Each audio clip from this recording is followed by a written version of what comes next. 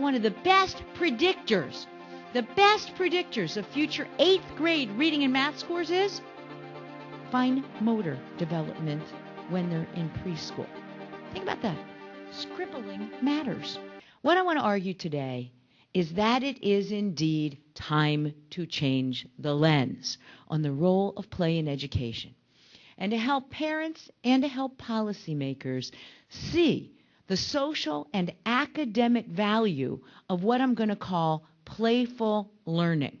And our schools have made the choice for us that it should be reading and math only. And we're leaving out sciences, and we're leaving out social sciences, and we're leaving out field trips, and we're leaving out arts. And I'm going to try to convince you today that that's really, really not a good idea. In fact, some of the newest research that's come out has suggested that though we have been pounding our children with phonics, and by the way, it's important to learn phonics and early math skills, and it's important to learn early math skills, pounding them, when you look at 4th grade predictors and you look at 8th grade predictors, what we're doing isn't working. And in fact, just a little tidbit for those of you who follow the PISA scores, because everybody seems to follow the PISA scores, the international scores when the children are 15 years of age, right? Do you know that they came out, they were announced in January? Anyone want to guess where the United States was at?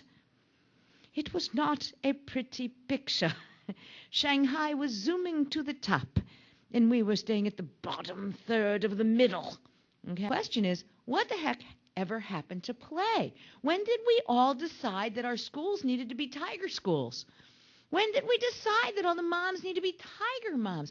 What's going on in our society? Well, here's just a couple of little factoids. In 1981, a typical school-age child in the United States had 40% of her time open for play. By 1997, that had shrunk down to 25%. And I think I'd be afraid to find out what it is today. The last 2 decades, David Elkind, writer of The Hurried Child, suggested that children have lost 8 hours of free play time per week. Thousands of schools in the United States have dropped recess. All right, let me repeat that. That's just so shocking. It's hard for me to imagine that Michelle Obama can be having an entire campaign to get kids moving, while at the same time schools are dropping recess. And there's research out there to suggest that recess turns out to be important for kids. That is, when they come back from recess, they learn better than when they haven't had recess. The American Association Academy of Pediatricians in 2006, we're talking now the doctors getting involved, okay? They don't get involved until there's real sickness, symptoms, okay?